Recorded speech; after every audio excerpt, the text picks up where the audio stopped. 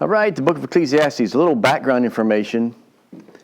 The title in Hebrew is, the Hebrew word is kohelet. It's Q-O-H-L-E-T, which means in the Hebrew, gathering or assembling, kohelet. Translated into English, the noun form of kohelet becomes preacher or teacher, and you'll see that in the text, the preacher. The verb form means to assemble. And so the verb form is used in 1 Kings chapter 8 to refer to King Solomon assembling the people when he had the dedication of the temple. You'll see that same word there. All right, kohelet. The title we know as Ecclesiastes is derived from the Greek translation of the word ecclesia, which means a gathering of people, a congregation, a church. The doctrine of the church is ecclesiology. So that's where we get that word from. And the authorship of Ecclesiastes has traditionally been credited to Solomon. And in fact, chapter 1, verse 1 tells us that this is the son of David, the words of the preacher, the Kohelet, the son of David, king in Jerusalem. As we talked last week in Proverbs, Solomon was praised for his wisdom, the wisest man in the kingdom, and the writer of wisdom literature. The description is confirmed within Ecclesiastes in like chapters 1 and 2. It tells you he's unrivaled in wisdom, one who explored carnal pleasure, made impressive accomplishments, and was unequaled in wealth. And the time period then, if we can date this to Solomon, would put in the 10th century BC. His reign was from 970 to 931 BC. That's a time period we're looking at. For most of the book, the preacher refers to himself in the first person. But there is a prologue and an epilogue in which there's a narrator. The narrator calls him in third person, the preacher in third person. So what we have then is, if you were to classify this, it would be classified as a narrated autobiography, which is unique, a narrated autobiography. So let's look at an outline with that background. The outline of Ecclesiastes. We have an introduction. 1 verse 1, it tells us who it is. We already mentioned that. The words of the preacher, son of David, king in Jerusalem. And then we have the theme. Verse 2 is the theme of the book of Ecclesiastes. It shows up at the beginning and it shows up again at the end. And that is this. Vanity of vanity, says the preacher. All is vanity. And that is the theme of Ecclesiastes. If we look at the third thing on here would be the quest for the meaning of life. So chapter 1 verse 3 through the middle of chapter 6.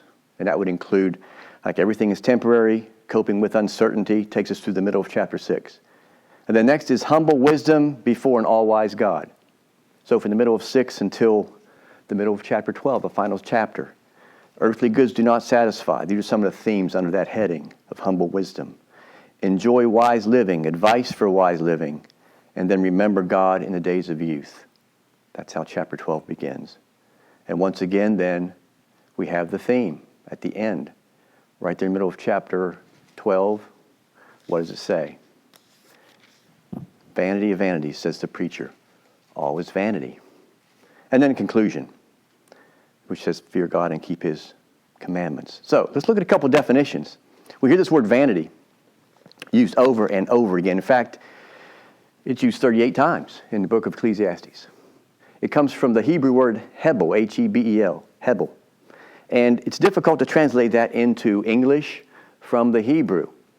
There's little nuances of meaning that we don't have a word in English that means the same thing as hebel. So what we want to do is look at, there's like 3 different nuances here that we'll look at. First would be, it can mean that which is frustrating. That which is frustrating. Look at the frustration of the preacher as he writes from in chapter 1 there from verses 2 to 11. He talks about, what does man gain by all the toil he toils under the sun? Vanity of vanities, all is vanity. As it turns out, he gains nothing. And that's frustrating. And we see that frustration. Like we look at chapter 1, verse 17, chapter 2, verse 11, and then like chapter 4, verse 4, he says this, I saw that all toil and all skill in work come from a man's envy of his neighbor. This also is vanity and a striving after wind. It's frustrating. Can you ever catch the wind? No. You see, you can't catch it. It's striving after wind. So that's the first meaning of hebel. It can also mean perplexing, that which perplexes us. We can see this like in chapter 7, verse 14, chapter 8, verse 14. It says this, It says there's a vanity that takes place on earth, that there are righteous people to whom it happens according to the deeds of the wicked, and there are wicked people to whom it happens according to the deeds of the righteous. I said that this also is vanity. And we cry out sometimes, why do bad things happen to good people if there's anyone's really good? And how come good things happen to bad people? He says it's all vanity. It's frustrating. It's perplexing. And we see that meaning in the word vanity. And then thirdly, the nuance would be fleeting. That which is here today and gone tomorrow. He talks about that in chapter 11, verse 10. Talks about the days of youth. They used to be here and now they're behind me. And all is fleeting. It's perplexing. It's frustrating. All right, so that's the word vanity from the Hebrew word hebel. The second thing we want to translate and discuss a little bit is the term under the sun. He used that 28 times, under the sun. And basically it means the life lived in this world, a world tainted by sin ever since Genesis chapter 3 and the sin in the garden. And we've seen that this life is tainted by sin. We describe that sometimes, even the frustration we have here. And so that's under the sun living. We also see in chapters 3 and chapter 12 a mention of the curse. He talks about going back to dust. You know, the pronouncement in chapter 3 of Genesis, from dust you came, to dust you shall return. Right? And that's part of the under the sun living. We see vanity used with the phrase under the sun in chapter 1, chapter 2, and chapter 4. So under the sun is the place where we experience the frustrating and perplexing times of life. Okay? So we take those two terms, vanity and under the sun, and we can put those together, and that's what he's talking about. He's talking about sometimes life here is hard to figure out, but it goes back to the original sin in the garden. So let's look at some themes that run through Ecclesiastes. First would be, and we talked about this already, facing the frustrating and perplexing things of life. Now we know life can be frustrating. Everybody experiences that, right? We all have perplexing times. Even if you trust God, you're going to have trouble. In fact, sometimes when you're following the Lord, it can also make things more perplexing. Ask Paul about that. Sometimes it's even worse.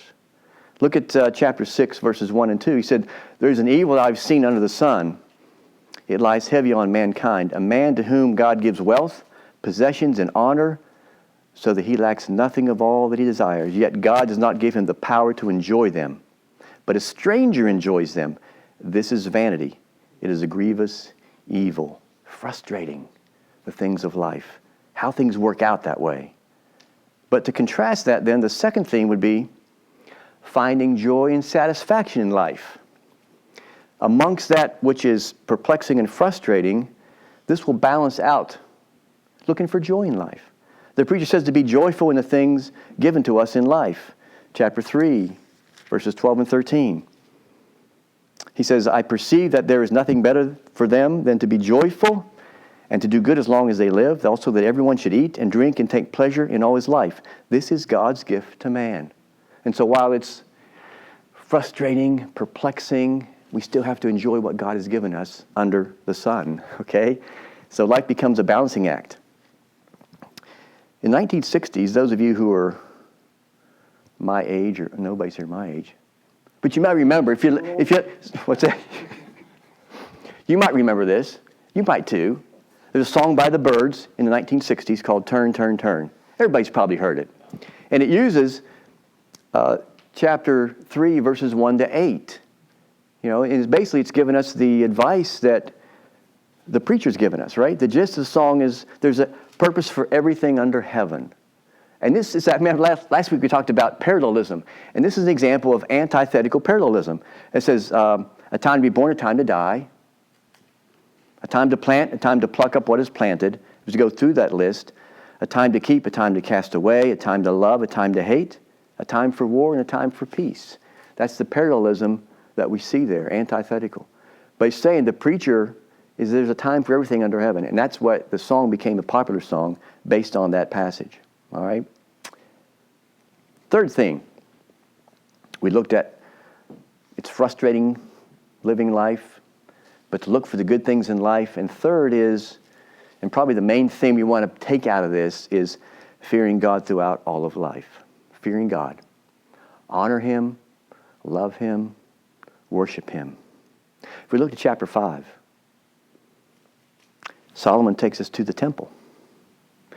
If you remember the time period we're in, Solomon had built this magnificent temple for the Lord. And now in chapter 5, verses 1 to 7, he takes us there. And he gives the reader instructions on how to properly behave in the presence of the Lord.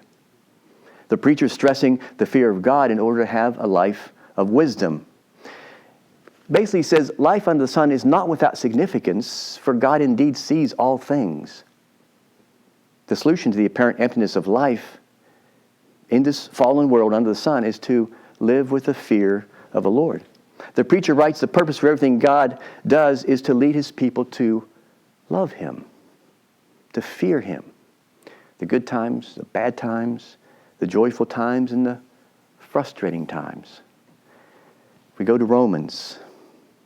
In the New Testament, Paul writes in chapter 8 of Romans, verses 20 and 21, he writes this. He says, creation was subjected to futility, okay?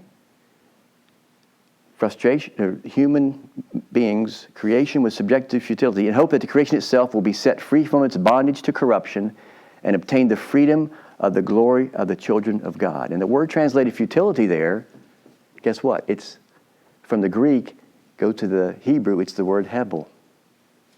Futility, frustration. The same word used in the New Testament shows us the consequence of man's sin has indeed affected the created order that God had intended. This leads to all the frustrations and perplexities in life. Living in the fear of the Lord, however, enables us to dedicate all our actions to the Lord, to the glory of God. Every routine thing that we do, since God has given, 1 Timothy 6:17, Paul wrote, God's given humankind everything for its enjoyment. So you can see what's happening here. He's writing about the frustration of life, but he says, underneath everything, we need to be following the Lord. And so what Ecclesiastes does, if we're to look at a thesis statement, it exposes to us the futility of seeking the meaning of life apart from God. Okay? It exposes that. The preacher tries to find satisfaction in knowledge, in wisdom, in wealth, in work, in fame, in sex, but he was disappointed. And you think back through the ages, how many people could testify along with Solomon that they've wasted their lives on useful or useless pleasures, seeking after things for the flesh without God, and they're frustrated at the end. And the preacher comes to realize that only the person who's God-centered and sees simple things in life as gifts from God can really enjoy life. The first question of the Shorter Catechism, right? Man's not created to enjoy life just for us, but we're what? To glorify God and enjoy Him forever. So, a couple of things I want to add to this. Two additional passages to consider. The first one's kind of humorous. Go to chapter 12.